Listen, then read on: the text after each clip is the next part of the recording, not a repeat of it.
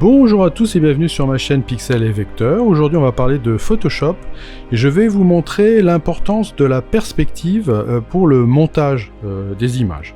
Donc vous voyez ici j'ai un paysage et je vais monter dedans rapidement 3 modèles, voilà, avec des perspectives un peu différentes. Donc l'idée de base c'est d'aller chercher où est en fait le point de perspective, on va dire la ligne d'horizon. Alors pour pouvoir trouver ici, on va pas se fier à la ligne droite qui est ici, pas du tout. On va se fier aux lignes ici qui sont des lignes de fuite. Voilà. Alors l'avantage c'est d'en avoir, sinon il faut essayer de les deviner. Bon ici j'en ai, donc je vais en profiter. Alors je vais prendre un calque vide ici, je vais aller prendre ici un outil trait, vous voyez, je vais prendre mon outil trait, et faites très attention ici de vous mettre en pixels, c'est le plus simple, ou à mon avis pour travailler vite et pouvoir effacer le calque après, de toute façon on va pas le garder. Là je vais lui mettre une épaisseur assez importante pour qu'on y voit quelque chose, je vais mettre 5 points, 5 pixels, et je vais mettre avec un rouge bien vif, vous voyez, quelque chose de vraiment qui se voit de loin. Parfait.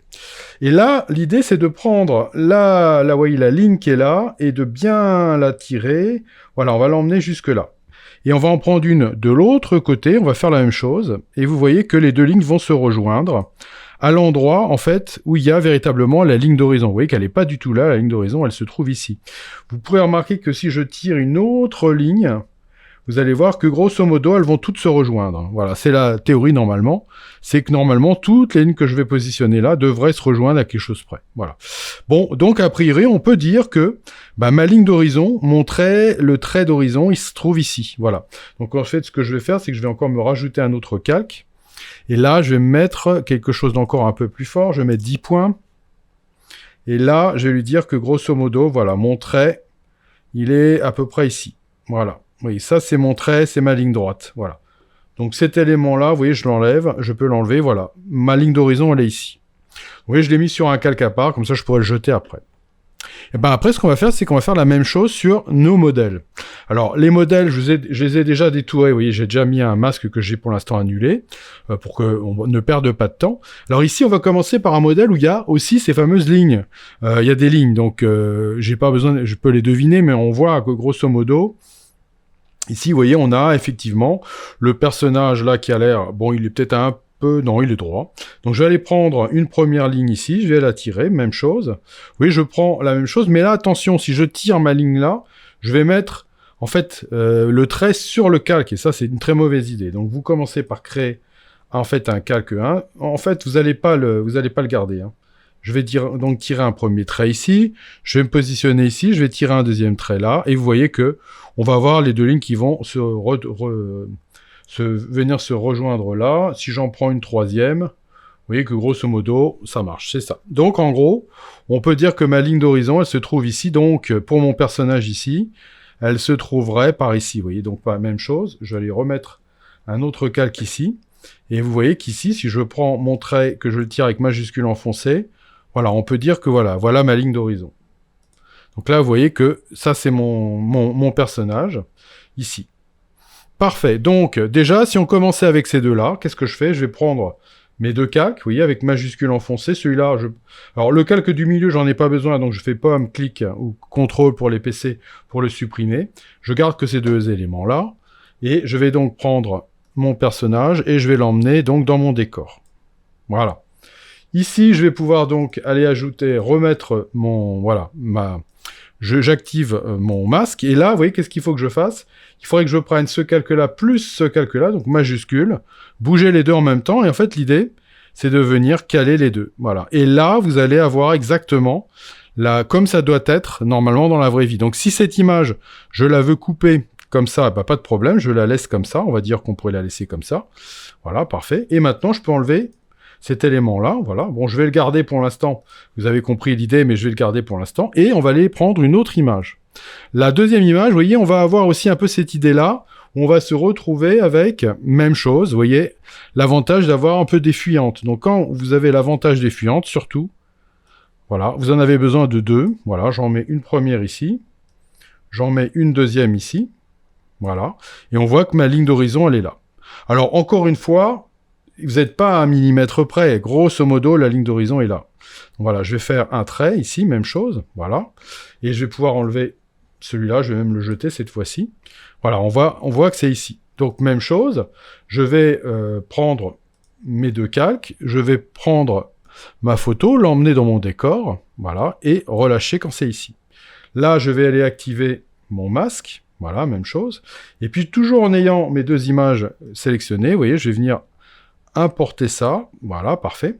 Et puis maintenant que c'est là, je peux éventuellement le garder, mais il faudra bien sûr les enlever après. Je vais faire une transformation manuelle, Pomme-T, CTRL-T pour les PC, et je vais réduire mon image, mais de manière à ce que ça parte avec le centre, par le centre. Donc je vais appuyer sur la touche Alt-Option pour que, vous voyez, ça se réduise par le centre, voilà. Et je vais réadapter, vous voyez, ma ligne d'horizon, et vous voyez que à ce moment-là, voilà, là, je vais avoir, pareil, la même idée, les deux éléments, les deux modèles vont bien être dans la bonne perspective. Je peux me permettre maintenant d'enlever cet élément-là, vous voyez, je peux le jeter, non, je vais le garder pour l'instant, je vais juste enlever le petit œil, voilà, on va enlever le petit œil ici aussi, voilà, vous voyez, on a juste notre ligne d'horizon du décor, et pour la troisième image, vous voyez qu'ici, on n'a pas de ligne, on n'a pas de trait, donc en fait, on va essayer de deviner où serait la ligne d'horizon. A priori, j'ai les arbres qui tombent là, j'ai là aussi d'autres arbres, je suppute, mais je dis bien je suppute, que c'est par là. Vous voyez, alors, est-ce que c'est à ce niveau-là ou est-ce que c'est à ce niveau-là? Ça n'est pas très grave, hein. Vous avez compris que c'est au niveau du cou, grosso modo. Voilà, donc je vais même pas mettre un trait, je vais l'emmener ici, même chose. Voilà, je vais réactiver voilà, mon détourage, je vais faire une transformation manuelle. Et là, vous voyez, si je pars avec Alt, Option enfoncée, je vais mettre une toute petite image, comme ça. Je peux me dire que voilà, par rapport à ma ligne d'horizon, c'était au niveau du cou. Voilà, on va la faire encore un peu plus petite pour que vous voyez bien que ça fonctionne. Encore, ça fonctionne vraiment très bien. Voilà. Et là, vous voyez, je vais avoir mes trois personnages. Donc maintenant, je vais enlever la ligne d'horizon là, et vous voyez que je vais avoir mes trois personnages qui sont, alors il n'y a pas la lumière hein, sur les personnages, mais vous voyez que là, bah, sans problème, j'ai mes trois personnages qui sont bien avec la bonne perspective, tout simplement parce que on a bien réglé la perspective dans les trois personnages. Alors juste pour aller très vite, hein, encore une fois, ça mériterait, j'ai un tuto là-dessus hein, sur l'harmonisation des couleurs. Je vous montre que si par exemple je voulais harmoniser la couleur de cette image-là, maintenant il existe une fonction qui est pas trop mal, qui fonctionne, je dirais, une fois sur deux, ce qui est pas mal déjà hein, pour Photoshop. Neural Filter. Et quand vous êtes dans Neural Filter ici, vous allez voir apparaître ici la possibilité d'harmoniser. Si vous n'avez pas l'harmonisation, vous téléchargez le filtre et après vous l'activez. Et dans la partie ici, vous allez sélectionner le calque du décor, c'est-à-dire la lumière qui doit normalement baigner le personnage. Et vous allez voir que ça va changer à ce niveau-là.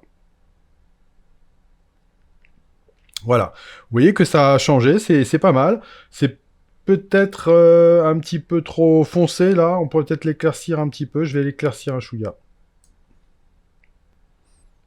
Voilà, et là vous voyez, le résultat, je vais le mettre sur un nouveau calque. J'aurais aussi pu le mettre dans un objet dynamique, moi je vais le mettre sur un nouveau calque, et je vais faire OK là-dessus. Voilà, et là vous allez voir apparaître, voilà, la différence entre avant et après. Vous voyez que on va avoir quand même ça, quelque chose qui va être un petit peu plus dans la tonalité. J'aurais pu le faire aussi sur les deux autres personnages, et dans ce cas-là, je vais aller prendre ce personnage-là,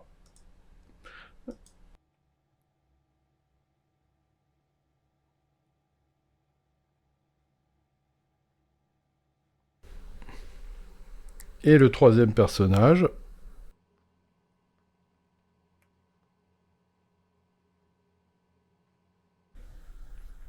Voilà. Et vous voyez qu'on a des choses qui sont pas mal du tout.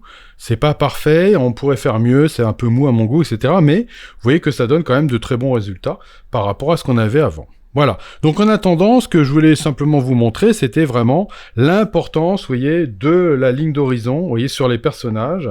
Voilà, je vais vous remettre les lignes d'horizon, voilà.